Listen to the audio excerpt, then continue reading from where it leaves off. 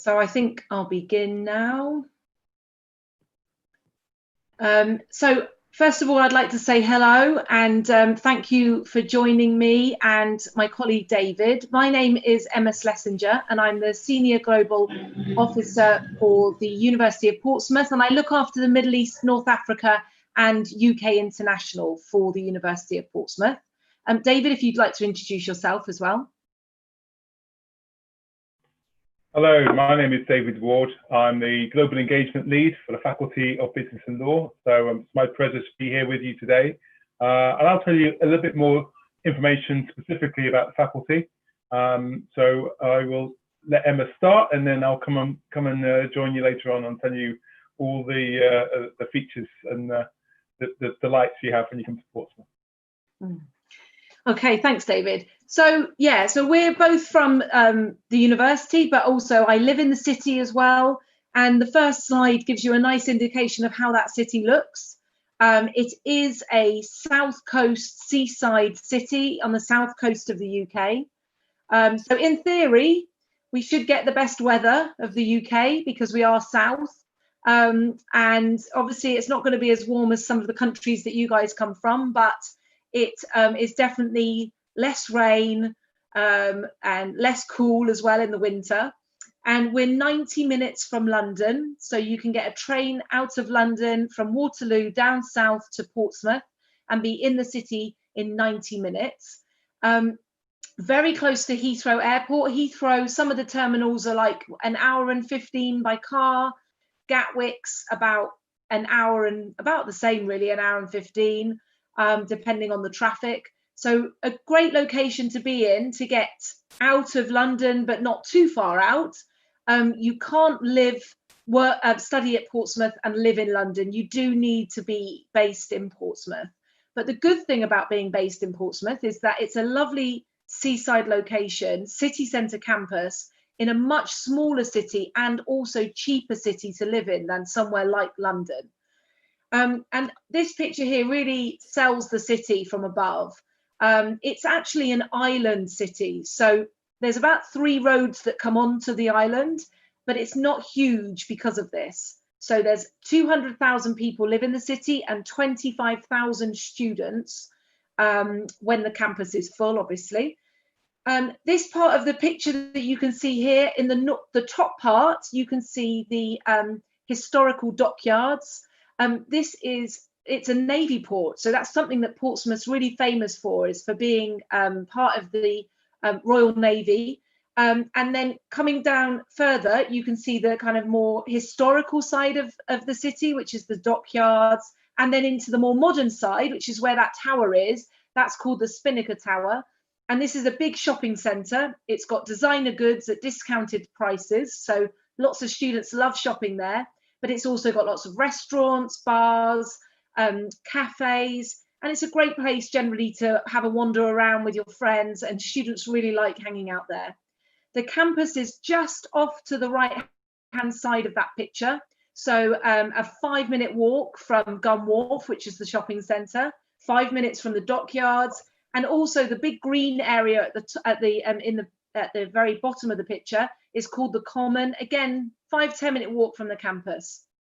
So you're never far from anything when you're in Portsmouth. If you're living in our halls of residence, if you're studying in one of our teaching buildings, if you're in the library, everything is within a 5, 10, 15 minute walk at the most of the campus. So that makes it a very reasonable city to live in, because you're not going to be paying out fees for traveling around, taxis and tubes and things like that you would in somewhere like, for example, London. So I really recommend living there. I've lived in Portsmouth for 10 years, over 10 years now. I don't live in the student area. I live a little bit further away, but it still only takes me 40 minutes to get into the campus walking. And there's a university bus that gets me across town as well. Lots of reasons to be proud of Portsmouth. So we're considered a young university. So young being 1992, we went from a polytechnic to a university. And lots of universities in the UK changed at that point. And we are one of the top young universities in the world. So we're ranked 150 in the Times Higher University rankings. That's in the whole world, not just in the UK. And that's all to do with that turning into a university in 1992. And since 1992, we have been creeping up and up and up the rankings. So in the UK, we sit currently at number 21, and that's in the Guardian newspaper. So there's many different rankings. It really depends which one you're looking at, but that's the one that we are very proud of. The reason that we're at that ranking is because we have a very high teaching excellence framework, which means that our teaching has been looked at and recognized as gold, which is the top in the country. So we are in the top rankings for the teaching, but we also are very high in our national student survey. So every year, all our students complete a survey and tell us how they feel their teaching and experience has been. And ours is consistently strong. And we've actually just got out this one from last year. And we again are hitting really high numbers, like 88 to 90%, very happy or extremely happy in their teaching. So these are the reasons that we keep going up the rankings, and we're doing really well in that sense. We really like to promote our teaching, and we're very much about that. We do have excellent research going on, and David's going to talk a bit about that in a little bit later on.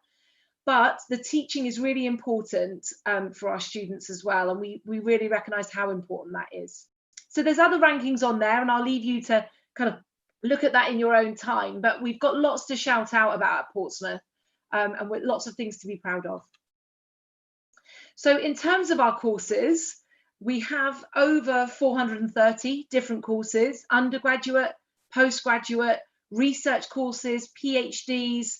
We've got a really big variety of courses out there. We have 5 faculties. You can see them listed here on the slide. So we've got the business and law, which David's going to talk about. Obviously, this is concentrating on that faculty.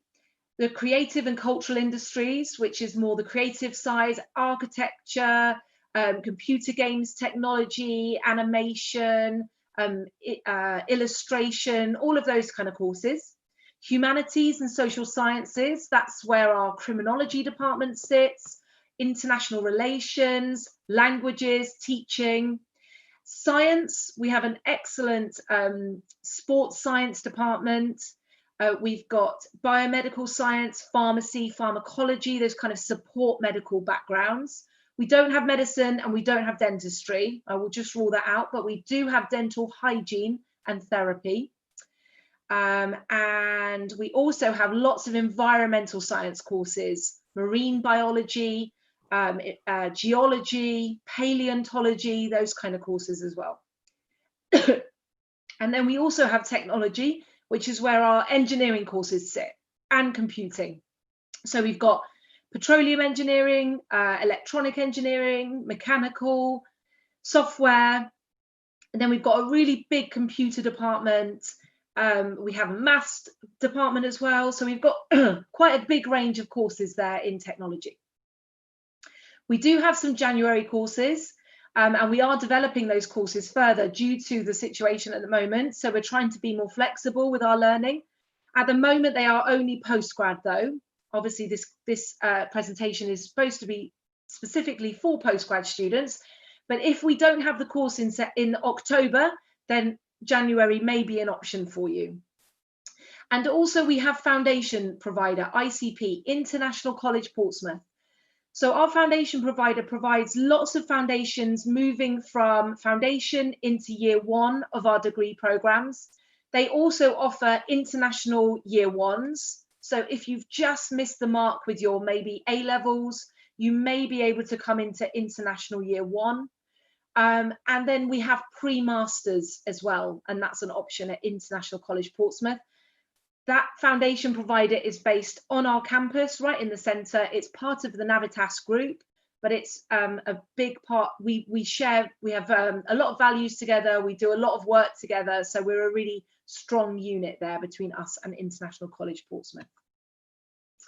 We've got loads of support on campus, and with big numbers of international students, we've got 5,000, up to about 5,000 EU and international students from around 130 different nationalities. So it's a very diverse campus, and we're getting big numbers from all over the world.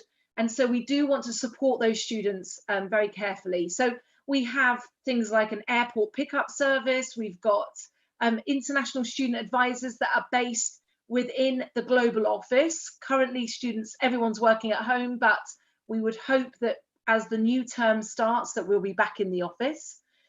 We have an exchanges and study abroad team, and we also have obviously the recruitment team, which is what I'm part of.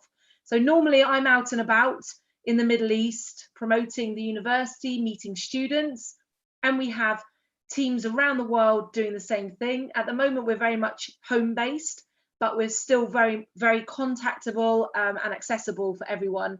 So any questions, we've always got people to support you with that. Each student, you will have a personal tutor who will support you within your course, but we've also got things like a big careers centre. We have a maths cafe for those students doing things which involves obviously maths, so any of the engineering courses, computer science, maths courses, obviously. We would advise you to go and access these facilities to help you with those kind of areas. Loads of interesting experience for students within every range of degree programs. So if you were doing an undergraduate degree, we've got third year placement year options for all our undergraduate courses now, which means that you could go into your third year and go on placement year at that point, and then come back and do your fourth year at the university. There is study abroad options. So some students come and do a term in a different university in Europe, for example, or America. There are options for that. We do offer languages, and then when the world is normal and everyone's traveling like normal, we do have summer schools available to students as well. So we've got currently China, India and Malaysia summer school. We want the university experience to be fun and to be exciting and have lots of variety. So we do want students to get out and about and meet other people and not just stay with your nationalities or just on your course. And this is where we encourage students to get involved in our social activities. We have trips around the UK. We also have a global week in March where everyone can do all sorts of different activities to do with different nationalities, languages and things like that.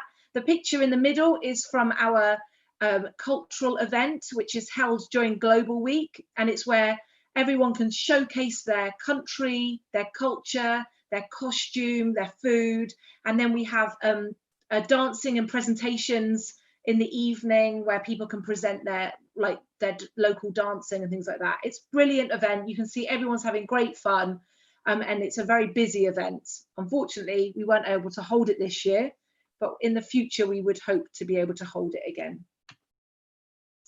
There's loads of opportunities for joining clubs and societies at the university. So we have over 150 sports clubs and societies that you can join, whether that be a language club or a club that's to do with your course, or a crazy sports club like skydiving or water pro. There are so many different things you can get involved in. If you do a sport already, you could come over and join that society. If you do it at a really high level, you could do that, or you could just have a bit of fun on a Wednesday afternoon with some friends playing football or cricket or whatever sport that you'd like to do, or join something new and get involved that way as well. So David is going to talk to you more about the Faculty of Business and Law and give you an insight into how it is to study in that faculty now. Thank you, Emma. Thanks for that overview of the university. Yeah, I can talk to you about the Faculty of Business and Law. So we are one of the largest faculties. We have over 5,000 students, 220 academics and 80 support staff. And a point Emma raised earlier is that we are very much a global university. So in our student body and also within our academics, you'll find that there are people from literally all over the world. So it's a really good, vibrant community, and we're obviously there to support all the students. You can see that we cover many different areas of expertise. Again, very similar to lots of other universities, but I just wanted to just demonstrate that the breadth of what we offer, because we've got so many academics. We have got some experts in many of the fields that are mentioned. I'd also point out that a number of students would probably gravitate to a small number of courses like accounting and finance and general business and management. But if you're still in that area where you're thinking about which course you should do, I would recommend that you have a look at some of the courses that are available, because there's quite a good breadth there. And think about your career planning, think ahead. So you've taken an area like my area, my background is in marketing. We have a lot of depth there, a lot of interest in that.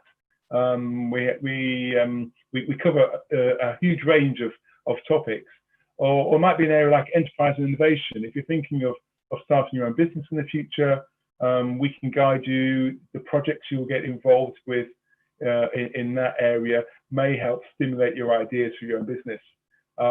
So have an open mind about what kind of course you're thinking about, and you can see there's quite a breadth of things to cover.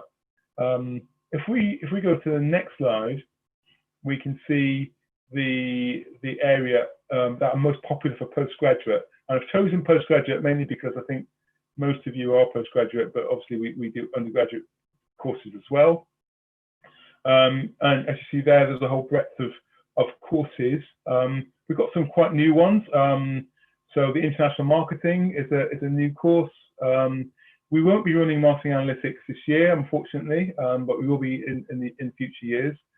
But one new course that we're offering is accounting and data analytics.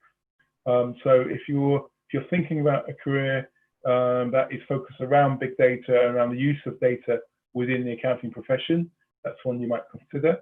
Other areas that are particularly well developed and are very popular. Project management is a very strong appeal in the Middle East in particular.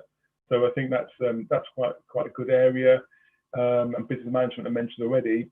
I think we have a new course which is digital business management, and that combines some traditional business management disciplines, but also it involves working with SAP, which is enterprise software, and that's a course that's just running for the first time in September. So that's quite an exciting development. I think if you want to know a bit more in depth about any of those courses, then I would say go and have a look on the website. It will tell you about the entry requirements. It will tell you about what the courses will cover, so you can get a good feel for which course might be appropriate to you. So think slightly broader, because there might be some opportunities on courses that you hadn't really thought about in the past. The next thing I would say is the way that we teach. Long gone are the days where we'd have people, large lecture theatres and people sitting there and the lecturer standing up and speaking at you. We are very much believing in experiential learning, so learning by doing. And the idea is to give students as much as possible a practical and interactive way of learning. So where we can, we have simulations. So we have things like the Bloomberg suite, where if you're in economics or finance, you will simulate trading stocks. We have a business simulation suite where you can do mock interviews, you can simulate a boardroom meeting context. We've got the mock courtroom. So we've got many different opportunities to enable students to work in a simulated environment, to give them a real feel for what it might be like if you work in industry. Linked to that, we also have got a very good tradition of working with local organisations, local businesses, so that often they will have a particular project that they would like students to work on. And these projects are very closely linked to the courses that you're studying. And that really gives the students an opportunity to work with a live company. And sometimes I've found with some students, it's the first kind of job work experience they've had. So it's an invaluable thing to put on your CV as well as developing your skills in a particular area of study. So again, if you come to Portsmouth, it'll be a question of looking at the right modules and the right courses that offer that learning experience. Next thing I want to talk about is about placement learning opportunities. So we have a huge number of opportunities every year for students who want to combine their studies with a chance of working in industry. We would normally focusing on year-long placements. This is for undergraduates. There is an opportunity for you to do a year-long placement. And this is available to all students, whether you're an international or UK-based student. You have to apply for the role. These are very competitive, but we do give you a lot of support in terms of interview clinics. We will help you look at your CVs. Some employers will come onto campus and give you some pointers about what they're looking for. So you get a lot of support, and also lots of students who've been on these placements before, they can come back and tell you what it's actually like to work with an employer. So that's very much a focus, particularly for undergraduate students. But we also offer some community initiatives. So as well as working for commercial organisations, there are chances for you to work with charities. So for example, our employment and law clinics, for those students still studying on the relevant subject, they will work with local community groups on offering advice on employment and other legal issues. Again, don't worry, we won't expect a law student to go off and do a clinic without any preparation, but you will be trained, and again, it's a great experience for somebody who wants to practice being a lawyer in the future. But there are also other opportunities for those on business courses or enterprise courses to work with charities as well. That could be really good experience if you see your career moving in that particular direction.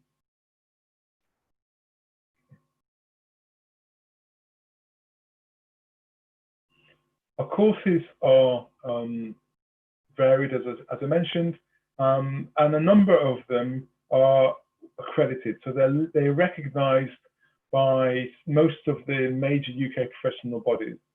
So you can see in the chart we have things like the Chartered Institute of Marketing, the CIPD, but many of you might be interested in the ACCA, which is the accounting chartered accounting body. If you do accounting and finance undergraduate level, you will be exempt up to 9 papers when you are looking to do your chartered accountancy exams. And so we work with a number of different bodies, and again, that's two things. One is that you may get some exemptions for joining that particular professional body, but it also demonstrates that our curriculum are designed to work closely with the kind of knowledge and skills that industry is looking for. I think that's particularly important. So that you should be fairly confident that whatever course you choose, it will be highly relevant to the modern world of work. Okay. And as Emma said, whilst being very strong on the teaching side, and so we have this Teaching Excellence Framework Award, and we've got the gold, we achieved the gold standard, which we're very proud of. We also have some depth and strength in research. Why is research interesting to you as an applicant? Well, it's particularly interesting because some of the things we're teaching are informed by our research. It also, the fact that we have a high profile of research means we're able to attract some of the strongest academics anywhere in the world. So that means you've always got a strong faculty of people with great experience and great backgrounds, so that's going to help support you in your studies. And we're also looking at ways of refining what we're doing, improving what we're doing. So I think our research is a really good example of that. And as you say, so some of the indicators there, that we are in the top 10% of all universities in business management in terms of the last research excellence framework in 2014. So we place a lot of store by our research, but our focus very much is on teaching, but it is inspired and supported by the research activity of our colleagues.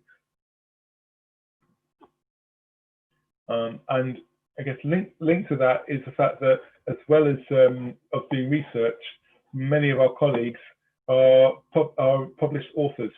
So not only are they experts in their fields, but are also probably using some of the textbooks that you'll use in the course will come from many of our colleagues. So that's just an example.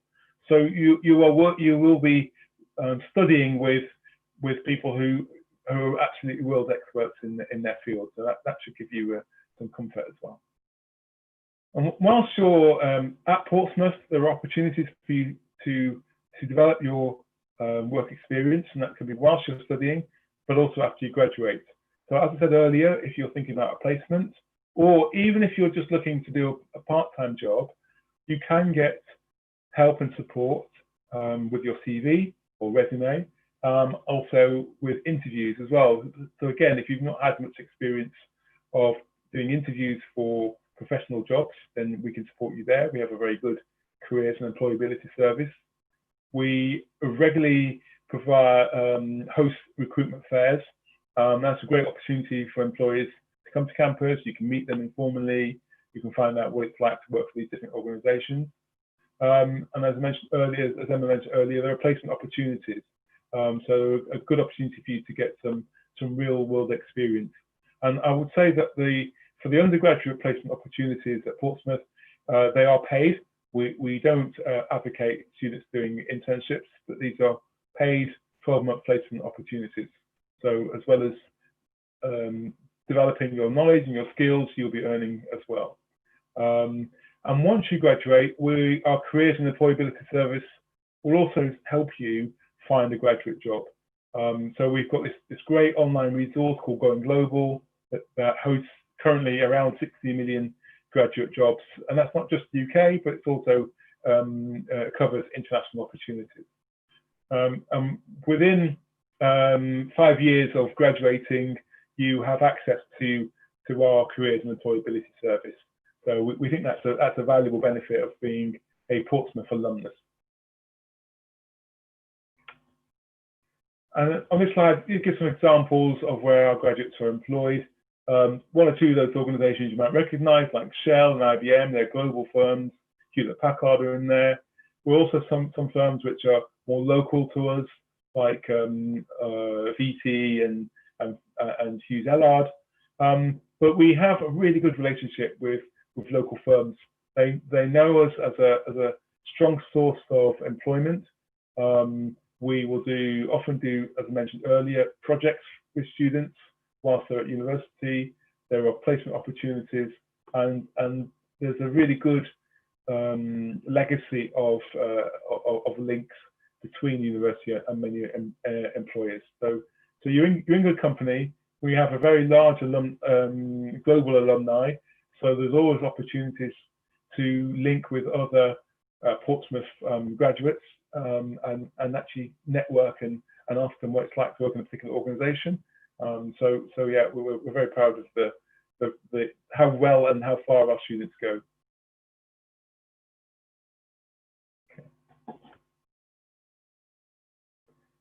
Yeah, and here this is kind of a nice link between the university and the city.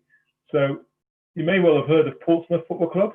They are in the Champions League football league in England, which is the sort of second tier of football.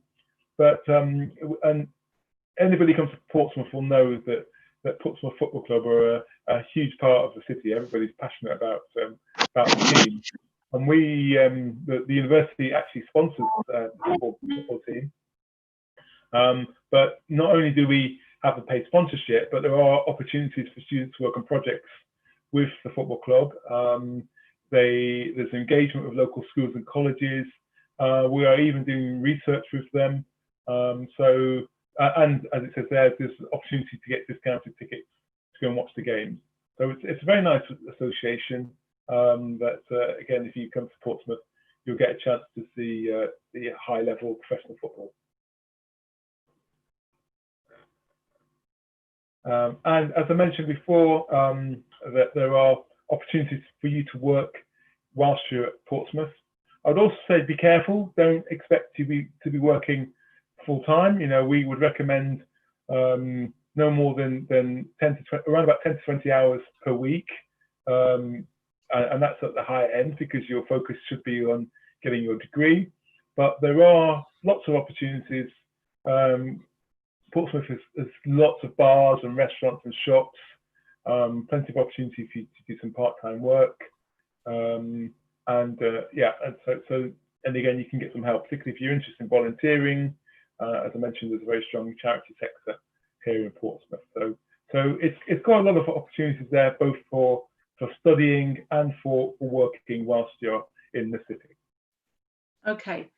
So thank you, David. You've given us a really good insight there into life in the business and law faculty. And I just wanted to add there kind of the structure of a postgraduate course in the university. So if you come and start in October, it would be the 5th of October. You will finish your degree the following October. So a degree in the UK, a master's degree, is 1 year, 12 months. The first period, the first 6 months is your teaching blocks. So you've got 4 teaching blocks, and that runs from October till about May, June.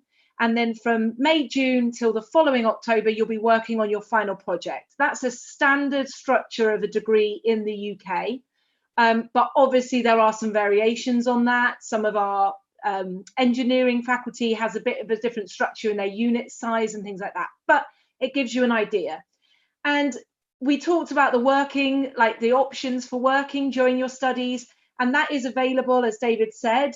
But the periods where you would have more time to work would be in the holidays, Christmas, Easter, and then during the time when you're doing your final project, you could work around that a bit. But on your visa, you work up to at no more than 20 hours a week.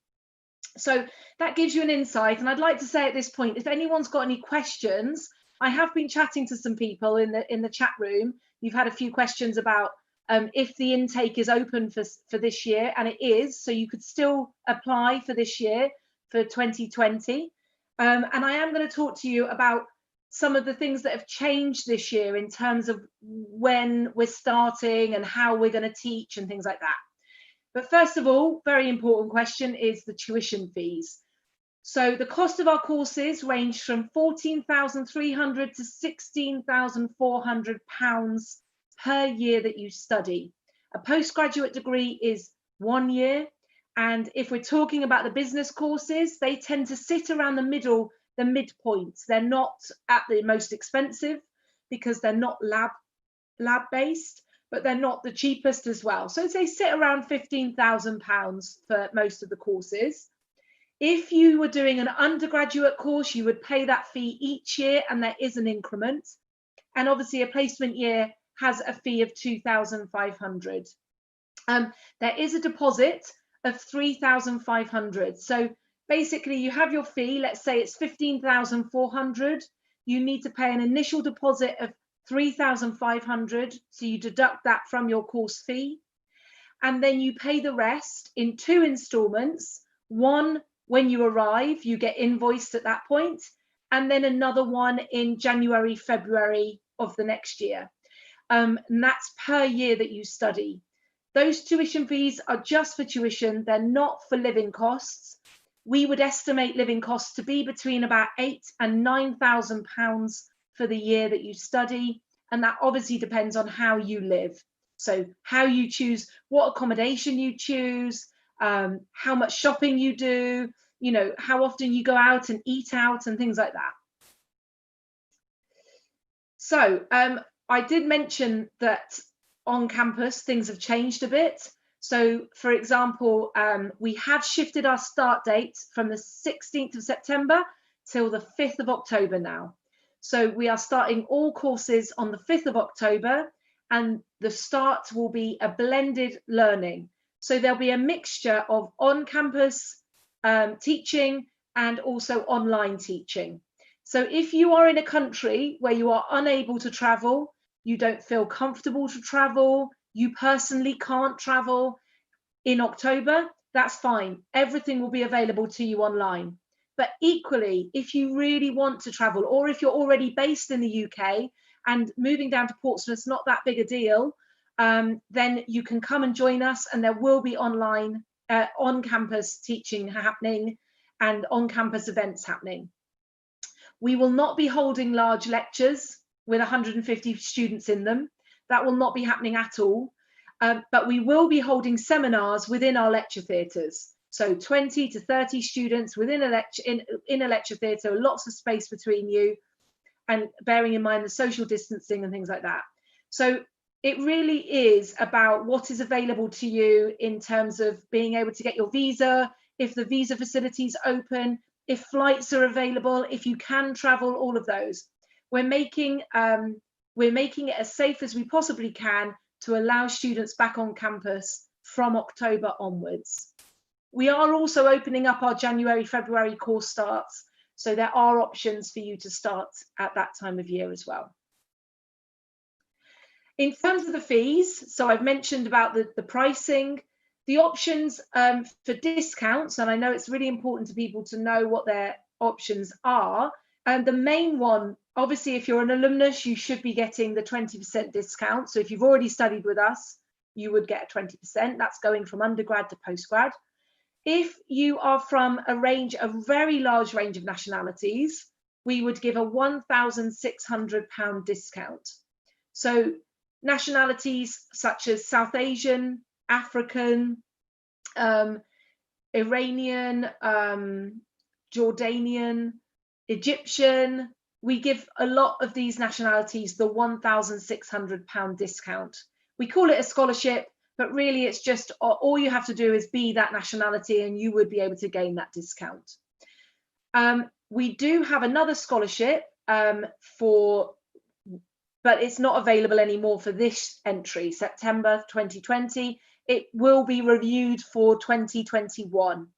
This was a £5,000 scholarship. It's open to 10 nationalities, and it is merit-based. So we would be looking at you being a scholar student, someone with a first-class honours, if you're coming from undergrad to postgrad, or very high grades from whatever qualifications you're getting. And you need to be one of the 10 nationalities listed. And you could be considered for a £5,000 scholarship. Okay. So that's our three kind of options for discounts. There are no other options. There's no other scholarships apart from those three. Okay. There's lots of accommodation available in Portsmouth. So lots of private accommodation and university accommodation.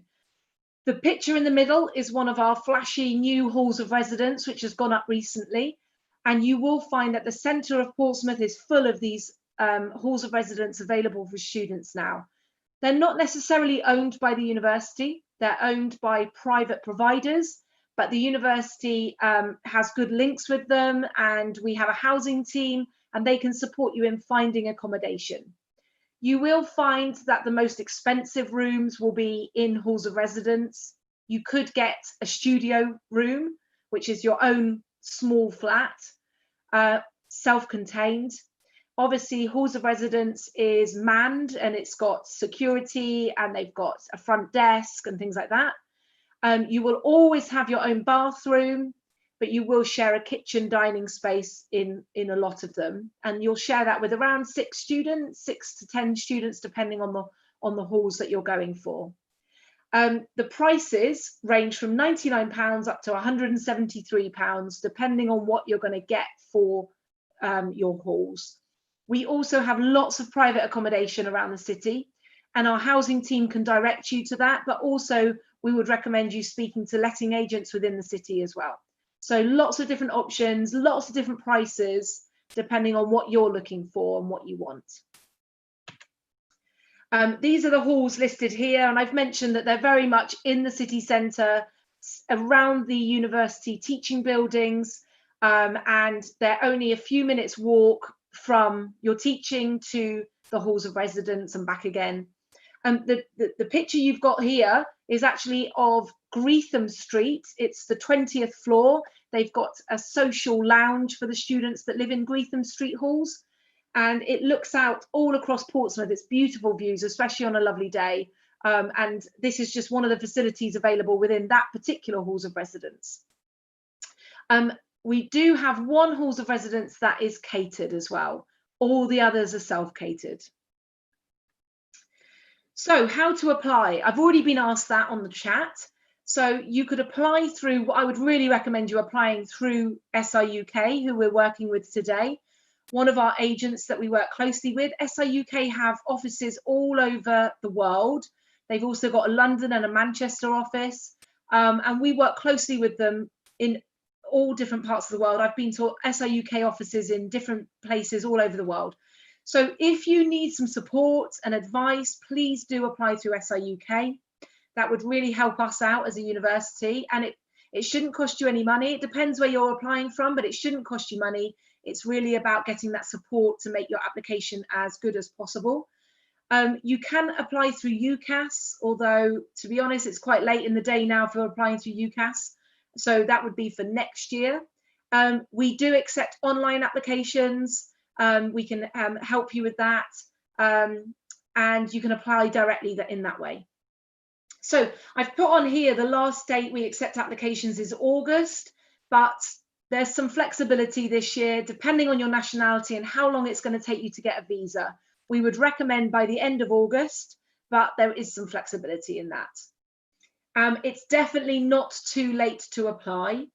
You need to apply with for postgraduate 2 references, 1 academic, 1 from your workplace or another academic. We need a personal statement telling us why you want to do that course and what you're going to bring to the course. We need your passport and your transcripts and certificates from your undergraduate degree as well. Okay. So entry requirements, obviously I'm talking to people from all over the world today, so I can't be too specific. I've pulled out some of the ones that I would meet in the Middle East the most. So obviously UCAS is A-levels, AS and A-levels, GCSEs, all of that. That's the British system. We'd be looking for 112 to 120 UCAS points. That tends to work out at about CCB and BBC, BBB, that kind of gradings from A-levels. The Indian curriculum, we would look for between about 70 to 75%. We will accept you, both from A-levels and from the Indian curriculum, as long as you've got 75% in English from the Indian curriculum, a C in English from A-levels, GCSEs, that kind of thing. And then from the Middle East, it's the Thanawiya, if you're coming from undergrad to into undergraduate, and then you would need foundation. And we also accept obviously the baccalaureates, the international baccalaureate. There are so many qualifications out there. I couldn't go into all of them, but it just gives you a bit of an idea. So we can be flexible on the English. If you're coming into postgraduate, as long as you've done 2 years and you can prove it, that your English, you were taught in English for 2 years at higher education level, so that means you've done a degree program for 2 years in English at least, then we can accept you without IELTS. We will accept a big range of English tests now. So it's not all about IELTS. It can be IELTS indicator, TOEFL at home, Duolingo. We will accept all these different English tests that you can do online yourself. We are doing a secondary spoken English test, just like I'm carrying them out for all the Middle Eastern students. It's just a 15-minute spoken test, just to double check that your spoken English is as good as your written and reading and things like that. So that really is drawing us to an end, and I think that's more than enough time for talking. These are some of the contact points that will be useful to you. Social media, we're big on social media, but also my contact and David's contact as well is at the bottom. And I would ask now if anyone's got any questions, anything they'd like to ask. If you're brave and you want to pop up and turn your video on or just speak out loud, please feel free to do that. Or go onto the chat button and ask a question by chat as well, and that's absolutely fine.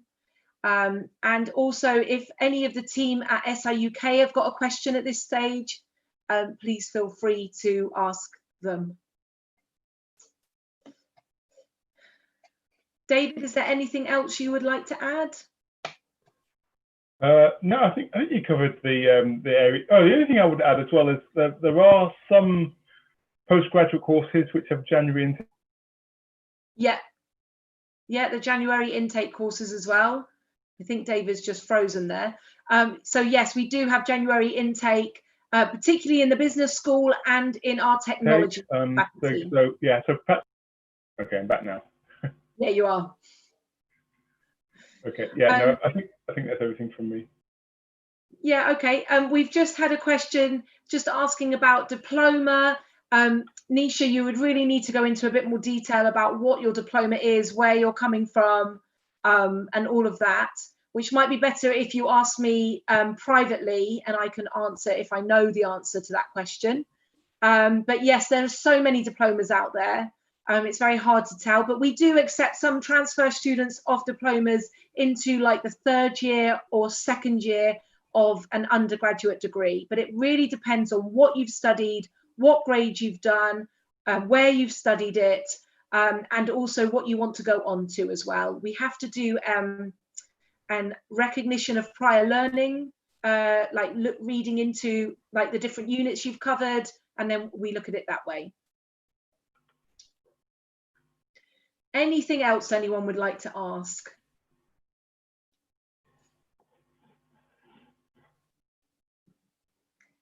Anything from SIUK at all while you've got us here? Thank you so much, Emma, for the presentation. I think you covered like a very wide range of questions and a lot of grounds. I don't think I have anything specific as such. Just we tend to get a lot of questions about like English language requirements and alternate tests and things like that you're accepting. But yeah, apart from that, I don't really have anything too specific. Okay, David, someone has asked, I've done a post-graduation in human resource management. So Nisha, if you've done a post-graduation, what do you want to do after that? Are you looking for a research degree? Because normally it's undergraduate, postgraduate, and then you go into the research areas. So yes, would you be looking for something more after that? Or are you looking to do a postgraduate? I'm not sure. I was going to say, it's if you've got a diploma, I'm assuming you've got a bachelor's already. If you've got bachelor's, then you can come on to a master's course. That will be the next logical step. Yeah, and yeah, okay. Just depending on the topic. Nisha, I think we need to talk just in the private chat, because you want to do a diploma or a short course, and we don't really offer those. No. To be perfectly honest, it's undergraduate, postgraduate, and then research. Okay, we accept students from diplomas, but not not directly. Right, so if there's no other questions, I'm just going to put in the chat my email address. And particularly, Nisha, if you've got some more questions and you want to ask me, please feel free to drop me an email, and I'd be happy to help. And we could speak a bit more either by phone or by email.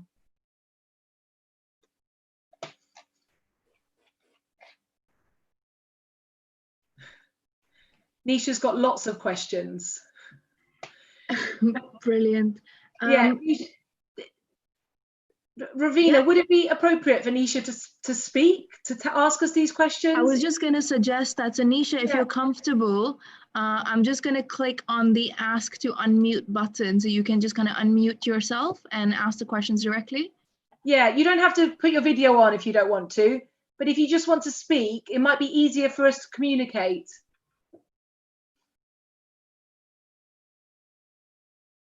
So I think you just have to unmute yourself, which you can do in the top, normally in the top right-hand corner of your screen.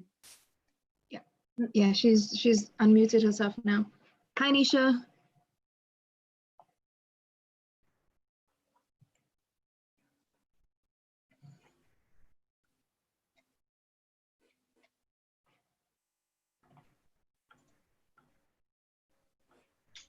I'm guessing there's some technical problems going on here.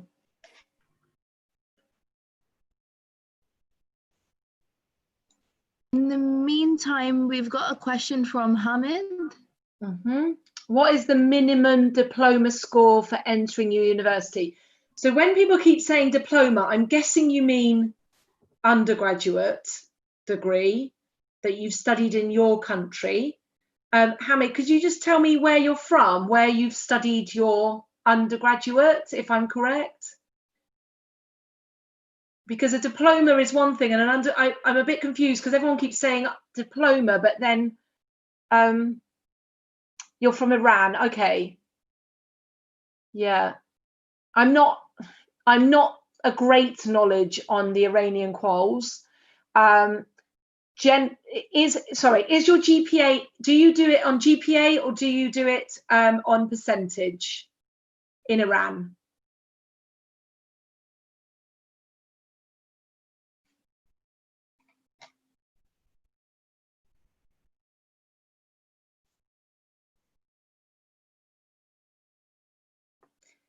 Nisha's got some internet problems, so.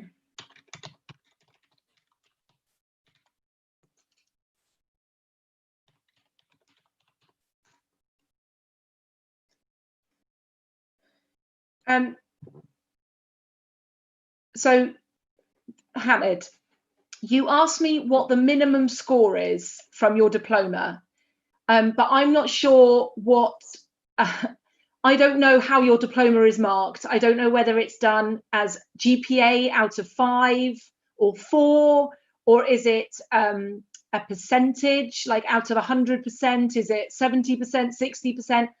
I don't know. So I'm asking you, how is your diploma scored?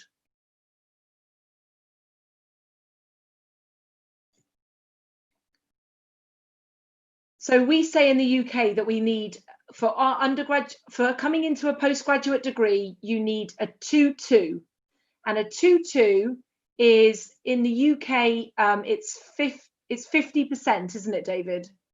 Am I correct? Yeah. Yeah, 50% and above. So it's 80. So you personally got 85 out of 100. So that sounds a very good score. I would say that that would get you into a postgraduate degree, but it depends if you're, it depends on your diploma, and I think it would be better for you to email me directly to check, because like I said, I just don't know the Iranian qualifications as well as Emma, that. I was gonna jump in to say that we've got an Iranian counselor here at SIUK. Her name is Rula. And she specializes in the area. So if you want, I can drop Rula's email address, so you can email both Emma and Rula, Hamid. Please do. Yeah, so they can help you out. Yeah. And Rula will know what the equivalent is to a 2-2 from the Iranian qualifications. So she'll be able to give you a bit more guidance on that.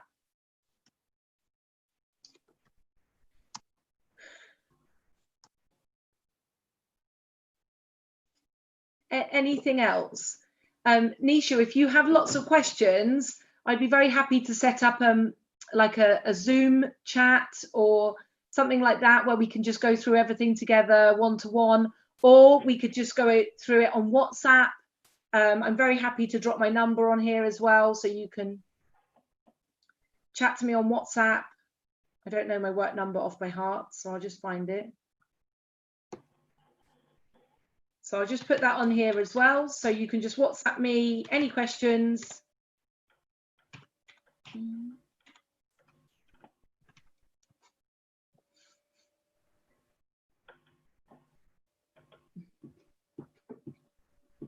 Okay. Anything else people would like to ask? We've still got a few minutes, so I guess this is the last chance for if anyone wants to ask any final questions. Mm-hmm.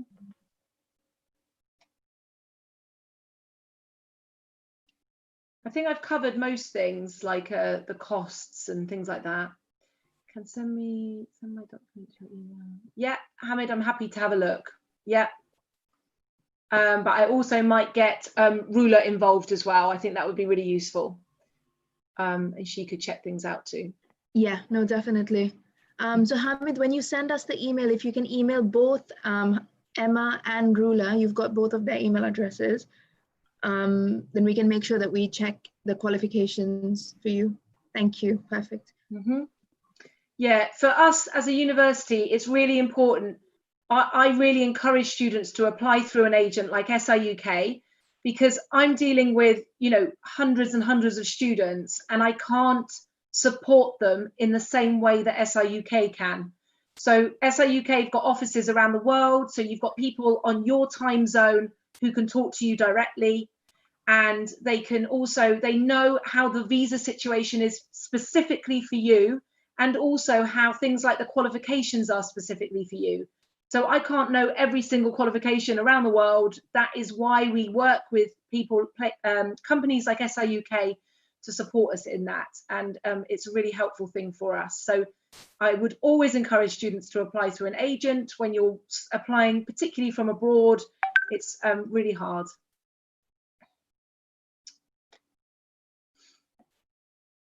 So the visa centres are starting to open around the world, but it depends where you are as to if they're opening or not.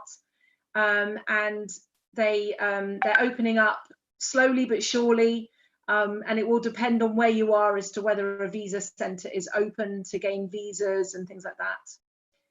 Nisha says, can you share your number again?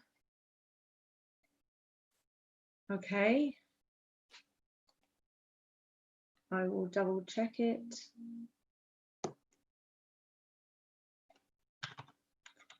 So I've just put the code in there for UK. 715048159.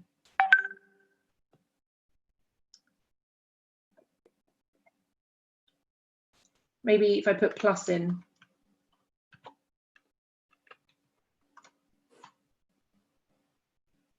There we go. Hopefully that will work.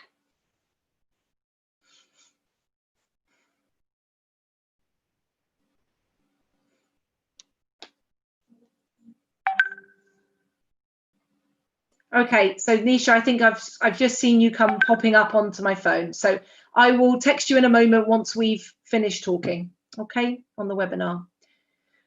If there's any other questions, please say now, and I think otherwise we're going to finish up there.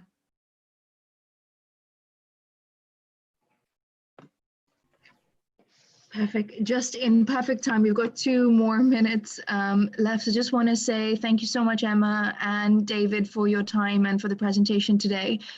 We have live streamed this session on YouTube, so I am going to put in the link in the chat box for anyone who wants to kind of go back and view any of the presentation slides or bits that were discussed, and they didn't quite get it, then they can always kind of go and rewatch the entire presentation. Yeah, sounds good. Thank you, Ravina. Yes, thank you, Ravina, for the opportunity, and hopefully we will welcome some of you guys to Portsmouth in October. Yeah. Okay. I don't think we have any further questions as far as I can see. So that's the link there. And yeah, just want to wish everybody a good evening and thanks for joining us today. Thank you. All right, take care, Emma and David. Bye-bye. Okay, bye.